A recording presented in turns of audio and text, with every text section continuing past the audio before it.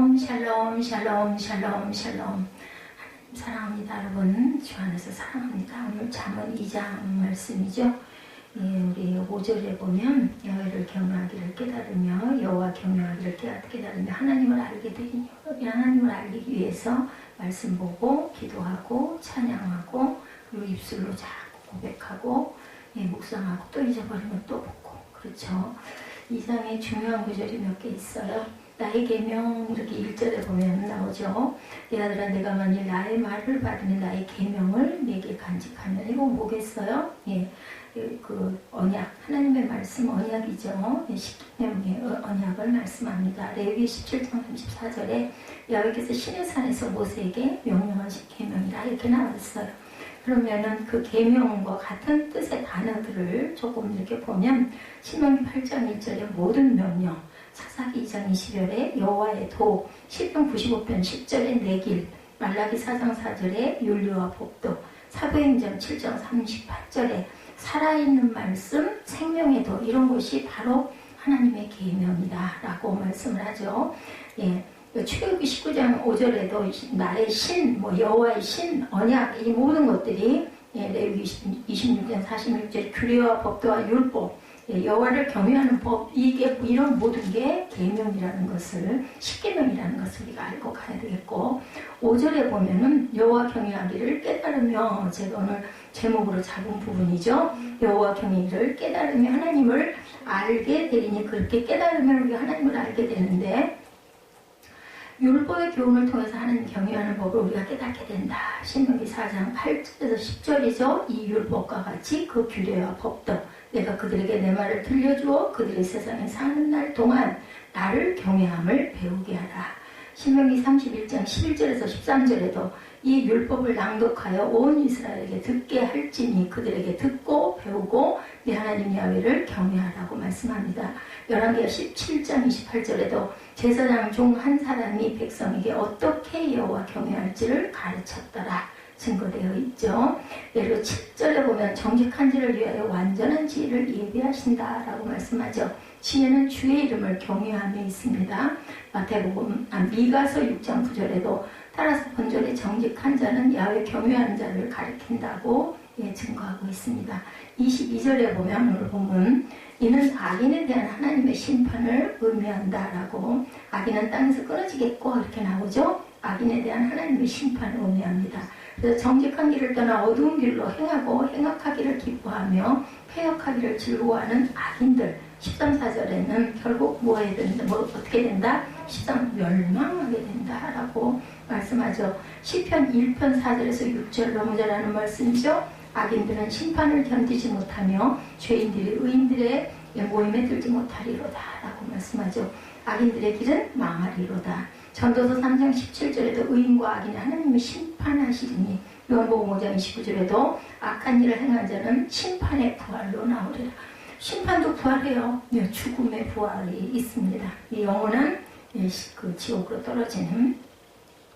이래서 이 전체를 보면 세상에는 악인과 의인이 있다. 분명히 공존을 합니다. 선과 악이. 그것을 인해서 지혜는 세상의 사람들에게 부정적인 역할과 긍정적인 역할을 모두 하게 돼요. 부정적인 것도 긍정적인 것도. 마치 그리스도께서 오심으로 구원받은 자와 심판받은 자가 더욱 명확하게 드러나는 것과 같다. 요한복음 3장 16절이죠. 너무나 잘 아는 말씀이죠. 하나님이 세상을 이처럼 사랑하사 독생자를 주셨으니 어떻게 해요? 그를 믿는 자마다 멸망치 않고 영생을 얻게 하려 하심이라는 말씀이죠. 이게 성경 한 권의 모든 내용과 같다라는 이야기를 많이 합니다. 이 두 가지 측면을 1장에서는 모두 언급을 했는데 우리 2장에서는 지혜가 주는 혜택을 5가지로 나누어서 구체적으로 제시하고 있습니다. 1절, 2절에 보면 수동적인 구함이 나타나 있어요. 1절, 2절 우리 다시 한번 읽어봅니다.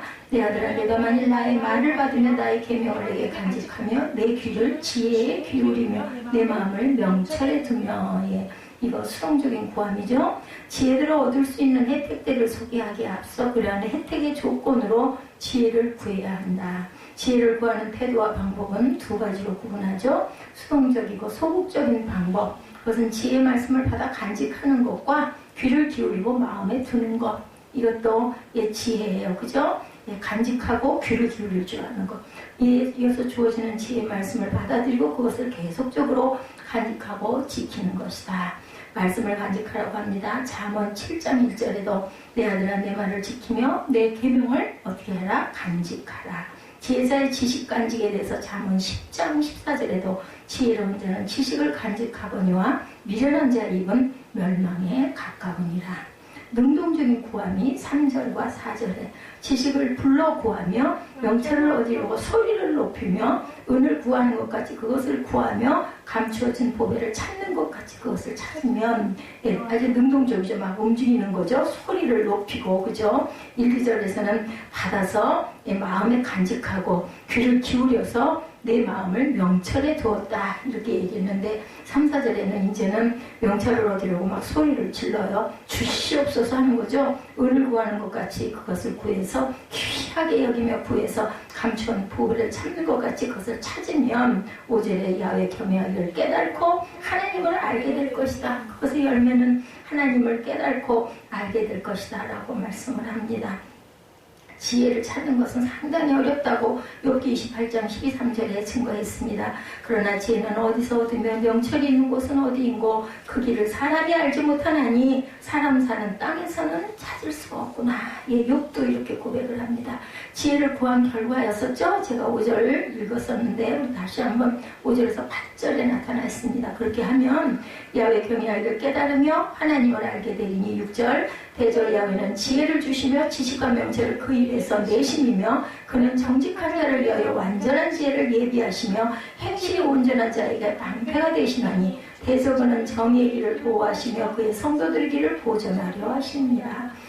정의의 길 그리고 성도들의 길을 보존한다. 보호하는 하나님 그런즉 내가 공의와 정의와 정직 곧 모든 선한 길을 깨달을 것이라. 결과는 모든 선한 길들을 우리가 깨달아 가게 된다. 우리가 찬양을 할 때 찬양의 가사 속에 우리의 마음에 공감이 가고 그것이 내 입술에서 고백되어지고 다윗처럼 곡절을 붙여서 착당함으로 인하여 하나님이 우리 마음을 알아주시옵소서 하는 마음으로 오늘 제가 이런 식으로 금요일날은 한번 우리가 해보는 거예요. 그게 똑같은 그런 룰이 아니라 좀 벗어나서 찬양을 좀 열심히 묵상하고 찾아가지고 그 가사나 아니면 곡절을 통해서 하나님께 마음으로 기도하는 그런 우리 마음을 드리고 그리고 정성을 드리고 곡절 있는 찬양을 한번 기도를 한번 해보는 건 어떨까? 성경인 지혜를 하나님 경외와 일치시키고 있고 지혜 자체가 하나님의 한 부분이므로 지혜를 가지는 것은 곧 하나님을 알게 되는 결과를 가져온다는 거죠. 이 모든 것들은 순환적인데 하나님을 아는 자는 하나님께 대하여 올바른 태도, 즉 경외함을 취하게 되고 하나님을 경외하는 자는 더욱 하나님을 알게 되고 하나님을 알게 되면 우리 어떻게 돼요? 너무 감사하고 너무 기쁘고 그죠? 마음에 다 아무것도 변한 건 없어도 막 소망이 되고 다 될 것이다 라는 믿음이 다 생깁니다. 그리고 뭐 네가 나를 죽일 거야 살릴 거야 그래도 나는 이 길 간다 이런 막 배짱도 생기죠. 담대함 뭐가 물러가요? 겁과 두려움이 물러가 버립니다. 안 될 게 어디 있겠어. 죽기 살기로 생명 내놓고 사생 결단하면 모든 것이 다 되는 거죠.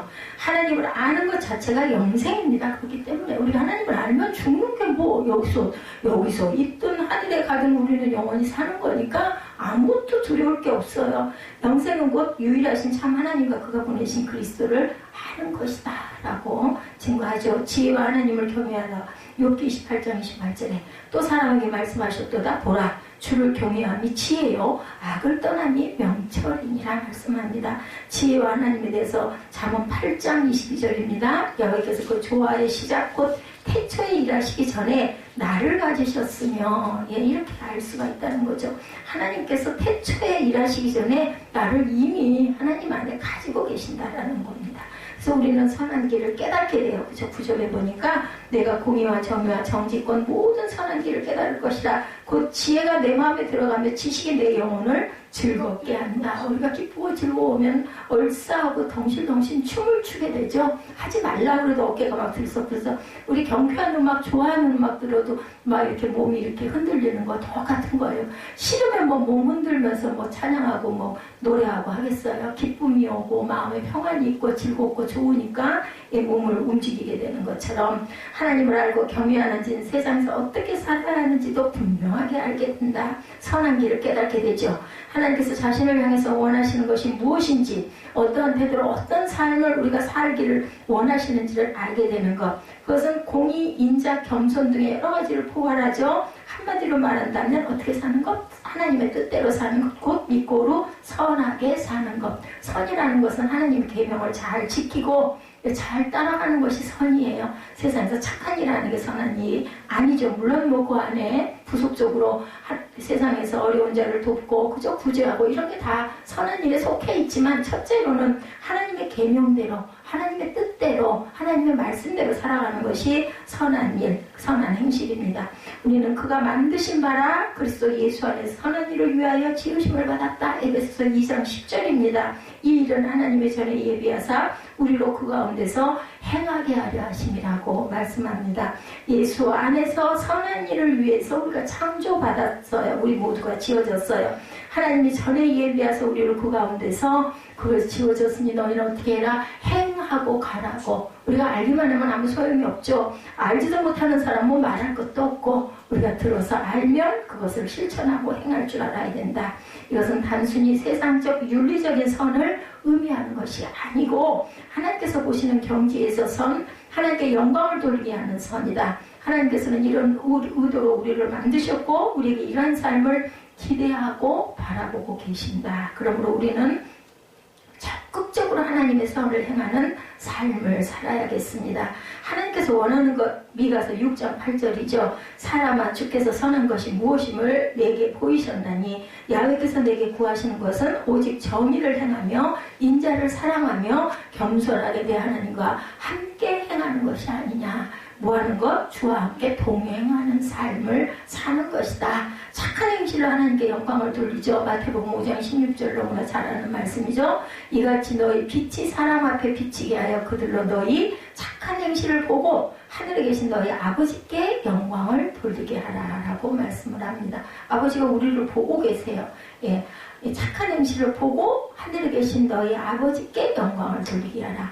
악인들에게서 우리를 구원해내셨다고 말씀하죠. 11, 12절에 보면 근신이 너희를 지키며 명철이 너를 보호하여 악한 자의 길과 폐역의 말을 하는 자에게서 건져내리라. 이 무리는 정직한 길을 떠나 어두운 길로 행하며 행악하기를 기뻐하며 악인의 폐역을 즐거워하나니 그 길은 구부러지고 그 행위는 폐역하다. 악한 자들의 길입니다.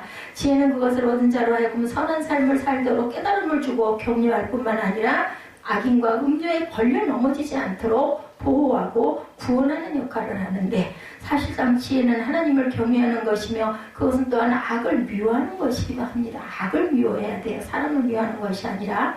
그러므로 악을 미워하는 사람이 악이 성행하는 곳에 가까이 가거나 즐거이 악을 행할 수는 절대 없습니다. 그거는 못하고 싫죠. 무섭죠. 예, 싫습니다. 그러나 인간은 연약한지라 자신의 마음으로 미워하는 그 악을 행하기도 해요. 때로는 로마서 7장 15절에 보면 내가 행하는 것을 내가 알지 못하노니 곧 내가 원하는 것은 행하지 아니하고 도리어 미워하는 것을 행함이라. 이럴 때도 있다라는 거예요. 잘 알지 못해가지고 이런 잘못을 저지를 때도 있습니다. 그것은 아직도 우리가 완전한 전인적인 구원을 이루지 못하기 때문이다. 우리가 완성하지 못해서 성화가 되지 못해서 성화의 길을 가고 있기 때문에 때로는 우리가 알지 못해서 이런 악을 저지를 때가 있다.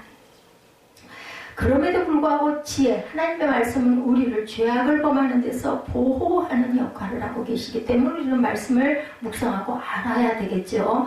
말씀을 계속 마음에 간직하는 것은 매우 중요합니다. 시편 119편 9절과 11절에 보면 우리의 마음속에 있는 하나님의 지혜인 말씀이 우리의 행동을 지시하고 교훈해 주시기 때문이다. 성령께서는 하나님의 말씀인 지혜의 말씀을 통해서 역사하시죠. 요한복음 16장 13절에서 15절입니다. 그러나 진리의 성령이 오시면 그가 너희를 모든 진리 가운데로 인도하시니 그가 스스로 말하지 않고 오직 들은 것을 말하며 장래일을 너희에게 알리시리라.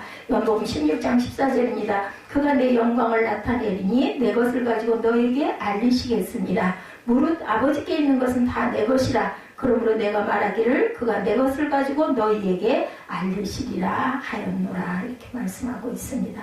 실족치 않게 합니다. 잠언 4장 12절에 다닐 때 내 걸음이 공부하지 아니하겠고 달려갈 때 실족하지 아니하라. 뭐하며 선을 행하고 살아가는 자, 하나님의 지혜를 구하고 사는 자, 하나님과 동행하는 자들에게 내 걸음이 공부하지 않고 달려갈 때 실족하지 않게 한다.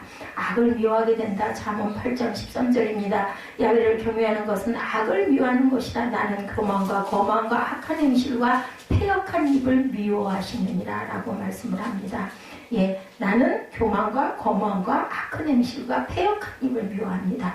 의인의 길을 지켜야 되죠. 예, 10절에 보면 말씀하고 있습니다. 10절에 지혜가 내 마음에 들어가며 지식이 내 영을 즐겁게 할 것이다. 지혜를 가진 자는 의인으로서의 삶을 계속 유지할 수 있습니다. 그는 선을 행하며 악을 멀리함으로 그의 의인됨을 지켜나간다. 10절 내용이죠. 물론 절대적인 의미에서의 의인은 한 사람도 없어요. 사람은. 그러나 동시에 예수 그리스도를 믿음으로 의인이 된다고 칭의를 받았어요. 우리는 믿음으로 고백함으로. 구약에 있어서 지혜를 얻는 것은 곧 신약에서 예수 그리스도를 믿는 것에 해당이 돼요. 요한복음 1장 12절에 그러므로 지혜 즉 예수 그리스도를 얻어 의인이 된 하나님의 아들들은 그들의 의인됨을 계속 지켜나가게 될 것이다. 그런데 그리스도의 삶이 인간적인 노력에도 불구하고 온전히 예수 그리스도에게 의존되어 있듯이 구약에 있어서의 지혜에 의존되어 있는 거라는 것.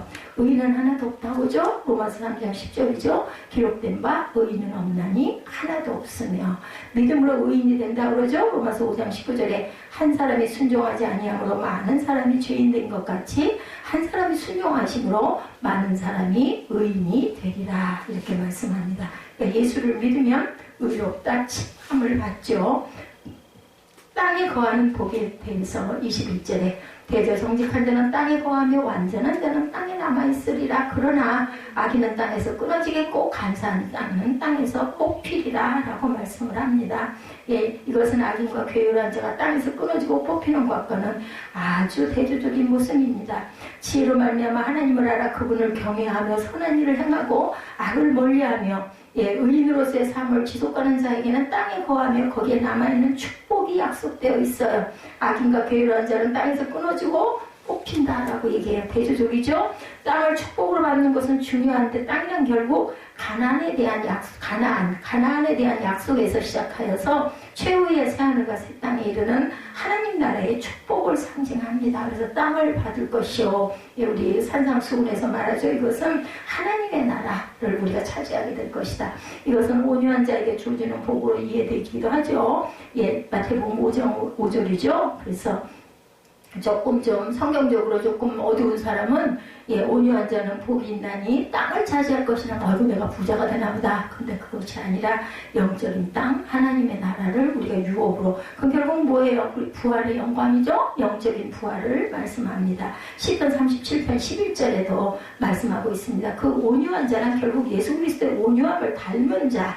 예, 구약식으로 말한다면 지혜로 인하여 정직할 뿐만 아니라 완전한 자라는 것을 가리킵니다. 새하늘과 새 땅이라고 계시록 21장 1절에 또 내가 새하늘과 새 땅을 보니 처음 하늘과 처음 땅이 없어졌고 바다도 다시 있지 않더라. 이렇게 말씀하죠. 지혜가 그것을 소유한 자에게 베푸신 혜택은 단지 위의 것들에 제한되지는 않습니다. 그 축복은 무궁무진해서 그리스도를 통하여 주시는 풍성한 하늘의 신령한 복을 예시하고 있습니다.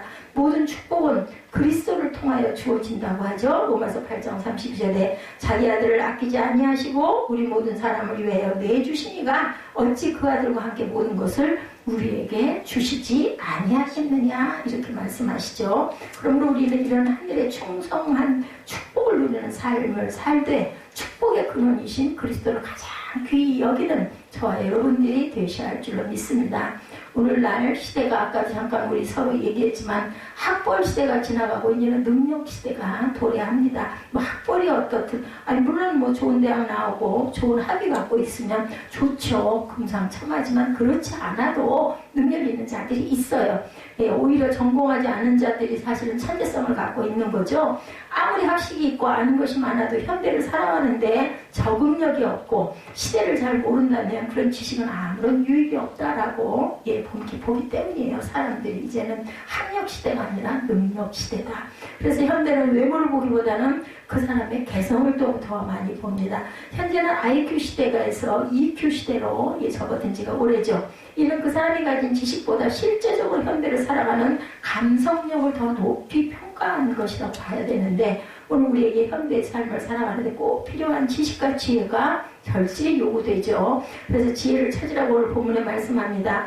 오늘날의 시대만큼 지혜가 요구되는 시대는 없습니다. 우리가 살다 보면 후회하고 가슴을 칠 만큼 스스로가 미련하게 행동했다라고 생각을 자주 하죠. 제가 어저께 겪은 일 같은 경우도 정말 지혜가 있고 처세술이 있는 사람 같으면 그런 말에 대답을 좀 잘했더라면 내 마음이 후련했을 텐데 순간적으로 왜 부탁을 했을까? 그냥 좋고 싶었던 거예요. 그냥 편하게 그러고 싶었던 건데 거기에서 이제 딱 그 거절을 당하고 나니까 마음에 분이 차오르게 되는 거죠.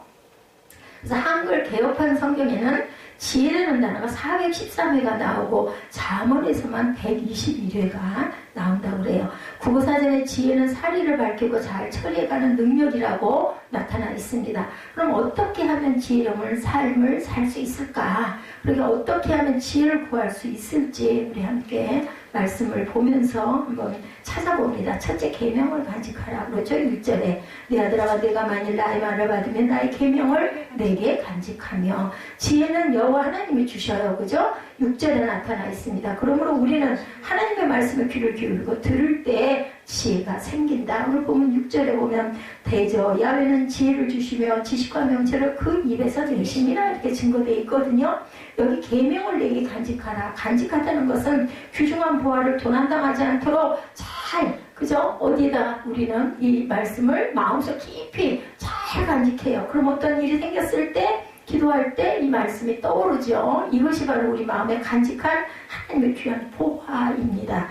한편 성경에서는 하나님의 말씀을 마음에 새기라는 말을 또한 신명기 6장 6절에 많이 나와 있죠. 내가 네게 명하는 이 말씀을 너는 마음에 새기고 오직하면 간직하는 걸로 부족해서 마음에 막 새기라는 거죠. 어딘가에다가 막 새겨 넣으면 요즘에 보면 가끔 보면은 여성들도 아주 뭐 귀엽답시고 조그마한 문신 같은 것들을 이렇게 궁둥이나 뭐 이런데 허리나 이런 끝에다가 뭐 꽃잎 같은 이런 것들을 딱 이렇게 해놓은 새긴 거예요. 그죠? 그런 게 별로 보기가 좋게 보이지는 않지만 어쨌든 오죽이나 귀하면 새겼겠느냐는 거죠.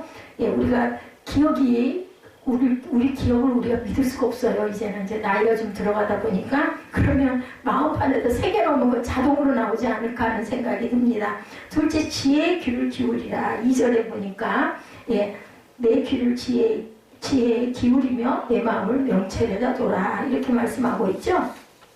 기울인다. 귀를 기울인다는 것은 주의를 기울이다라는 의미로 적극적으로 관심과 예민한 주의력으로 지혜의 교훈을 경청해야 될 것이다. 한자도 한마디도 빠뜨리지 않으려고 우리가 막 집중해서 듣는 그러한 그 상태를 얘기하죠. 성경에 하나님의 말씀에 대해서 경청하는 방법으로 귀를 기울이라는 말을 여러 곳에서 언급합니다. 출애굽기 15장 26절, 이사야 53장 3절 말씀이죠. 귀를 기울이라고 말씀합니다. 셋째, 기도하라. 잠언 2장 3절에 기도하라고 말씀하죠. 지식을 불러 구하며 명철을 얻으려고 소리를 높인다. 이것이 바로 기도하라는 거죠. 우리가 큰 소리로 기도한다. 찬양으로 기도할 수도 있고 입술로 고백할 수도 있고 방언으로 기도할 수도 있고 때로는 또 깊은 침묵 속에서 그건 정말 집중해야 되죠. 묵상하면서 기도하는 거 소리 내지 않고 기도하는 거는 정말 우리가 잘 깨어 있어야 됩니다. 안 그러다 보면 잡념이 들어오기도 되고 아니면 졸렸기도 하고 그렇기 때문에 소리를 내죠. 가정이나 개인에서 인생의 모든 일에 있어서 하나님이 주시는 지혜가 아니면 우리가 아무리 노력을 해도 바른 성공을 이루기가 어렵습니다. 그렇기 때문에 지혜야말로 금은보다 나은 것. 우리가 귀한 걸 금은으로 표현을 하죠. 뭐 금이 뭐 대단하겠어요. 뭐 은이 무슨 별거겠어요. 그죠? 그만큼 비교할 수 없을 만큼 귀하다. 잠언 3장 13절 14절에 지혜를 얻은 자와 명철을 얻은 자는 복이 있나니 이는 지혜를 얻는 것이 은을 얻는 것보다 낫고 그 이익이 정금보다 낫다라고 증거합니다. 구약에는 금과 은이 가장 귀한 것으로 여겨졌기 때문에 어린 나이에 이스라엘의 통치자가 된 솔로몬 왕이 하나님의 백성을 올바르게 통치하기 위해서 정말 필요한 것을 뭐를 달라고 지혜를 하나님께 간구했죠. 역대 1장 10절에 보면 그랬더니 거기에 부와 명예와 장수까지 주셨어요. 그죠? 사도 바울 또한 그의 사랑하는 성도들을 위한 기도 가운데 지혜를 위한 기도를 잊지 않았습니다. 골로새서 1장 9절에 보면 나타나 있습니다. 야고보서 1장 5절에도 너희 중에 누구든지 지혜가 부족하거든 모든 사람에게 후히 주시고 꾸짖지 아니하시는 누구께 하나님께 구하라. 그리하면 주시리라. 토마스 칼릴레 이분이 사람에게 제일 무서운 것은 행운의 결핍이 아니라 지혜의 결핍이다 라고 말했어요. 윌리엄 템플던경 인간의 지혜는 그의 가장 좋은 친구고 어리석음은 그의 가장 악한 원수다 라고 말합니다.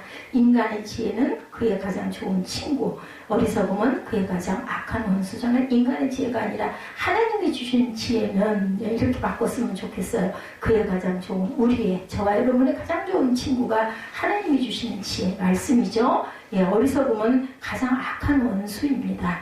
그렇기 때문에 지혜의 특성으로 지혜를 구해야 할 필요성을 절실히 우리가 느끼는데, 그러면 지혜의 특성은 무엇일까? 첫째, 지혜는 지식과 명철을 얻게 하죠. 오늘 그 본문의 5, 6절에 야훼 경외할 길을 깨달으며 하나님을 알게 되리니 대저 야훼는 지혜를 주시며 지식과 명철을 그 입에 내심이며 말씀하죠. 하나님 말씀을 우리로 하여금 진정한 지식을 주고 또한 명철을 깨닫게 해준다. 여기 명철이란 말은 이해하다. 이사야 33장 19절에도 나타나 있습니다. 분별하다. 열왕기상 3장 11절에도 유래합니다. 명철이란 참과 거짓, 선과 악을 분별하며 진리에 대한 올바른 이해를 주는 능력을 의미합니다. 여기서 명철의 말씀이란 아주 훌륭한 자들의 세상적인 지식을 의미하는 것이 아니라 완전하신 하나님의 지혜 말씀이죠. 그것을 가리킵니다. 만약에 우리가 하나님의 지혜를 가졌다면 이 세상에서 하나님을 기쁘시게 할 뿐 아니라 확실한 승리자가 될 수 있다. 말씀으로 대적하는 수밖에 없어요. 둘째, 지혜는 정도를 바른 길을 걷게 합니다. 우리 오늘 본문 7절이죠. 그는 정직한 자를 위하여 완전한 지혜를 예비하시며 행실이 온전한 자에게 뭐가 돼요? 방패가 되신다고 말합니다. 세상에는 바른 길을 가는 사람도 적지만 바른 길로 가려고 하여도 죄악의 물결에 빠져서 헤엄쳐 나오기가 어려울 경우가 많죠. 우리가 하나님께 지혜를 구하면 하나님께서는 우리의 놀라운 은총으로 바른 길을 걷게 해 주실 것입니다. 해마다 범죄자는 늘어나고 범죄로 인한 사건과 사고가 계속 늘어만 가죠. 이것을 경찰과 방범활동으로 혹은 계도와 그 교양으로 막기가 굉장히 어렵다고 합니다. 셋째, 근심과 명철로 우리를 보호해 주십니다. 11절이죠. 근심이 너를 지키며 명철이 너를 보호하여 라고 말씀하죠. 잠언은 지혜 문학의 정수라고 말합니다. 솔로몬도 잠언이 주는 가장 큰 유익으로 지혜를 꼽고 있어요. 그죠? 솔로몬은 정말 지혜를 가장 귀하게 여겼으니까 지혜의 마음을 주시옵소서 기도했겠죠. 여기서 지혜, 호크마, 공교한 출애굽기 31장 4절 굿셈이라는 원어적 뜻을 지니고 있는데, 본문이 말하는 지혜는 세상의 지혜와는 다른 하나님이 주시는 지식을 말합니다. 이것도 말씀이겠죠. 그러한 지혜와 지식은 사람을 근신시킬 수 있다. 근신은 사려 깊은 생각을 말합니다. 그래서 잘못하면 근신 며칠 학교에서도 그런 얘기 많이 하죠. 우리는 세상을 살아가면서 옳고 그름을 잘 판단한다고 하지만 그러한 지식과 명철을 바로 가진 자가 근본적으로 하나님 앞에서 찾기가 어렵죠. 그렇기 때문에 하나님이 주신 근심과 명철은 삶의 안정과 참 유익을 안겨줍니다. 선생님이나 부모나 아이들을 매나 훈계로 교육하기 굉장히 어려운 시대가 되었어요. 자식을 이기는 부모가 없다고 하죠. 지금 부모 말리는 자식이 없는 시대가 되어버렸습니다. 누가 저를 올바로 가게 할 수가 없어요. 고린도전서 1장 20절에 지혜 있는 자가 어디 있느냐, 선비가 어디 있느냐, 이 세대의 변사가 어디 있느냐, 하나님께서 이 세상의 지혜를 미련케 하신 것이 아니뇨, 이렇게 말씀합니다. 지혜의 유익에 대해서 지혜가 얼마나 우리에게 얼마나 유익한가를 이제는 알았어요. 좀 더 구체적으로 우리 삶에 어떤 유익이 있는지 살펴보면, 첫째, 지혜는 마음과 영혼을 즐겁게 합니다. 10절이죠. 곧 지혜가 내 마음에 들어가며 지식이 내 영혼을 즐겁게 한다. 내 영혼에 즐겁게 될 것이요. 흔히 사람들은 신앙생활을 어떤 관점적 사고 혹은 도덕적 사유의 선물로 보거나 아니면 특정한 사람들의 취향이나 혹은 종교를 좋아하는 사람들의 습관으로 보는 경향들이 많이 있어요, 신앙생활을. 그러나 하나님을 아는 지식은 그런 사변적인 면도 있겠지만 보다 우리의 삶에 가장 절실하고 실제적인 유익을 가져다 주고 있다는 거죠. 그것은 마음의 즐거움은 하나님 안에서 누리는 참 안정과 그리고 안식의 삶이에요.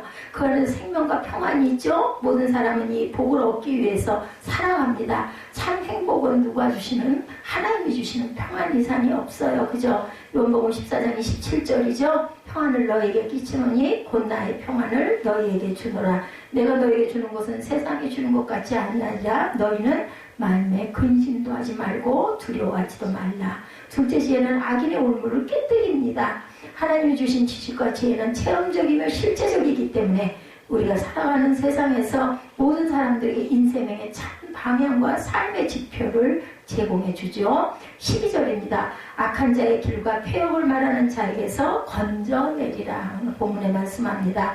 자동차나 배나 항공기는 정해진 룰과 신호 및 교통체계의 지시를 따라 질서 있게 움직이고 목표를 향해서 바른 길을 가죠. 교통신호나 법질서를 무시하게 되면 사고가 나요. 그죠? 우리가 보호를 받지를 못해요. 그런 것과 똑같이 우리 인생은 어떤 룰에 의해서 어떤 신호와 방향을 지시를 받으면서 살아가야 하는데, 자신의 도덕심과 양심 그리고 인격과 그 사람의 교양에 의존하지만 그 이상을 벗어나면 법의 잣대로 제재를 하거나 벌할 수밖에 없어요. 그러나 이것도 한계를 벗어났고 무탈법의 시대를 우리는 살아가고 있습니다. 셋째, 지혜는 선한 길을 걷게 해주시는 하나님.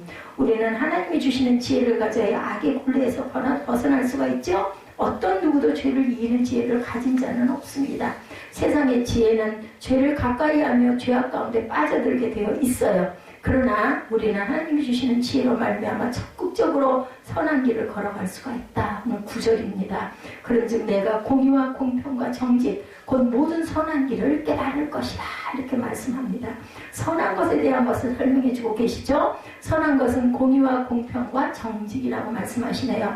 오늘 우리가 세상에 이것이 없어서 어려움을 겪고 있어요. 세상 살면서 정치도 경제도 다 그렇죠. 개인 가정도 선한 것이 없어서 아주 굉장한 고통을 당합니다. 하나님만이 우리에게 선한 길을, 온전한 선한 길을 보여주신다. 그래서 일본 속담에 정직은 인생의 보배다, 이런 말이 있다고 해요. 세상에는 많이 배우고 많이 가지고 명예와 권세를 가지고 있지만 너무나 우매하고 미련한 자들이 많아요. 그들의 하나님 없는 지혜와 지식이 공허함을 보여주죠. 차질하나 마음이, 그죠? 지금 나는 이 삶에서 승리하는 생활을 과연 하고 있는가? 나에게 주어진 많은 일들을 해내기에 너무 벅차지는 않은가? 신앙생활을 하는 데에 따른 신앙의 혼동이 생기지는 않는지, 이 세대를 살아가는 우리가 더욱 생명의 말씀이신 주님 앞에 나와 날마다 나를 복종시켜서 참과 거짓, 선과 악에 대한 올바른 분별력을 소유하도록 지혜를 구해야 되겠죠. 세상에는 지혜 있는 자 같으나 어리석은 자가 너무나 많습니다. 잠언 1장 4, 5절에 보면 어리석은 자로, 우리 4절 읽어보죠. 어리석은 자로 슬기롭게 하며 젊은 자에게 지식과 근신함을 주기 위한 것이니 지혜 있는 자는 듣고 학식이 더할 것이요 명철한 자는 모략을 얻을 것이라. 우리는 이 세대를 살아가는 데 필요한 지혜의 훈교와 명철의 말씀을 깨닫고 승리하는 저와 여러분들이 되셔야 되겠어서 하나님이 저와 여러분에게 잠언 말씀을 묵상하게 해주신 것 같아요. 저는 이 시편을 통해서, 그리고 잠언 이제 2장까지밖에 안 나갔지만 정말 세상을 살아가는 데 있어서 필요한 지혜의 말씀들이 이렇게 꿀과 같이 달게 이렇게 정확하게 말씀하시는 부분이 얼마나 감사한지 볼수록 참 솔로몬이 참 대단한 깨달음을 갖고 참 그 말년이 좀 좋지는 않았지만 대단하신 분이었구나라는 생각. 다윗의 아들이니 오죽이나 하나님께서 좋은 유전자를 주셨겠구나 하는 생각이 듭니다. 근데 너무 명철이 너무 지나쳐가지고 욕심을 너무 많이 결국은 부려버렸죠. 그냥 하나님의 지혜 속에서 살다가 이삭처럼 그렇게 갔더랬으면 더 좋았을 텐데 우리 2장 말씀 교독해서 한 번 더 읽고 기도하는 시간 갖도록 합니다.